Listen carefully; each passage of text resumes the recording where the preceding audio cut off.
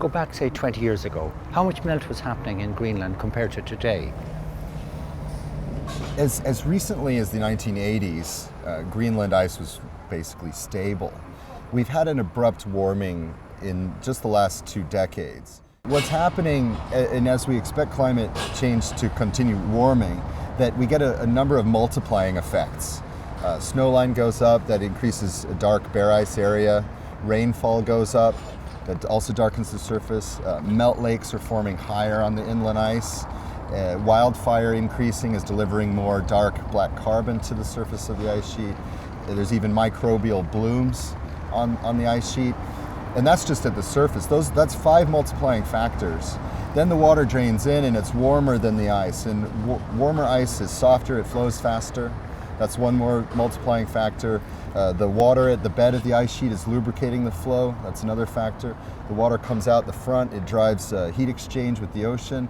So we're looking at more than 9 factors actually that can work in a positive way or in a multiplying way to produce kind of surprising outcome. So how serious is this going to be for melting of the ice? Could it even accelerate more than what you're saying? Right. That's right. At today's temperature, Greenland is already beyond its threshold, and it's losing ice about 300 billion tons per year. Depending on what the temperature is, what we're looking at in these different scenarios for the future means it's going much faster.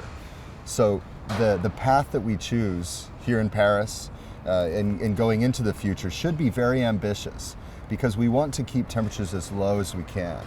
In Ireland, we have an attitude that, we can tolerate the present +1 degree rise in temperature, and another 1 degree mightn't affect us too much. When you look at the big issues globally, what are the implications for Ireland?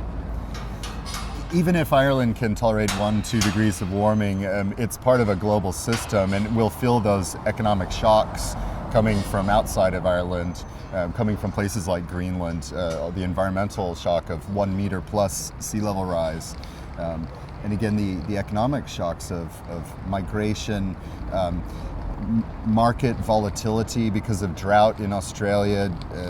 Remember back in 2010, there was Russian and Australian droughts. That sent food price commodity spikes that had global economic impacts. So we're not really, we can't think of ourselves as living on an island anymore. It's a globally interconnected system, environmentally and economically. In Ireland, we don't want to kind of rock our economy because cutting back on fossil fuels or on meat production could be quite serious for us. What do you say about that? I think there's a lot of opportunities for prosperity in adopting policy that is toward clean energy, benefits in clean air and water, benefits in climate stability, and reducing these large-scale ripple effects of migration and changing weather patterns.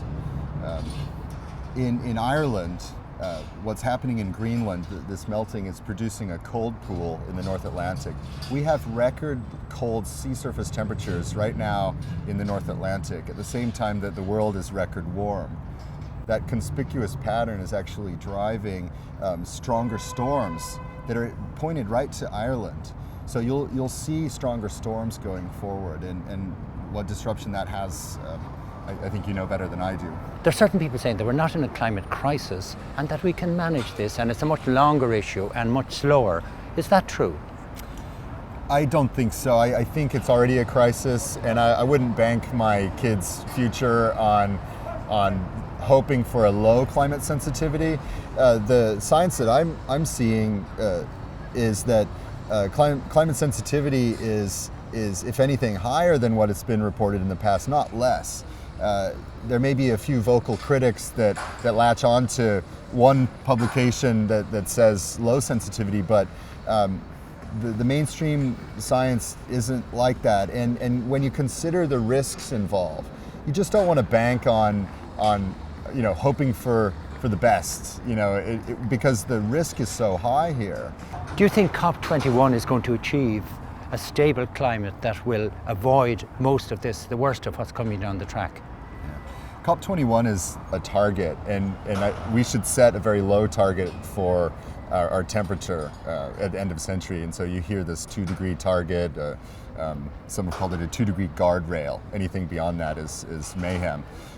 Many are calling now for lower than 2 degrees, and that's because we lose the ice sheets at 2+ degrees of warming. So the target should be 1.5. So the agreement that comes out of Paris should be for a very ambitious target, say 1.5 degrees, and then we pass by Paris, we go into the future with an ambition to regulate carbon, to get onto a prosperous clean energy economy, stabilize climate, and so it's like a mile marker on the road. It's like a toll. We check through this toll booth, we make an investment, and then we're able to drive over this bridge into hopefully a prosperous future. And is time on our side? I mean, is time not running out? Copenhagen was meant to deliver something in 2009. I would say we're out of time.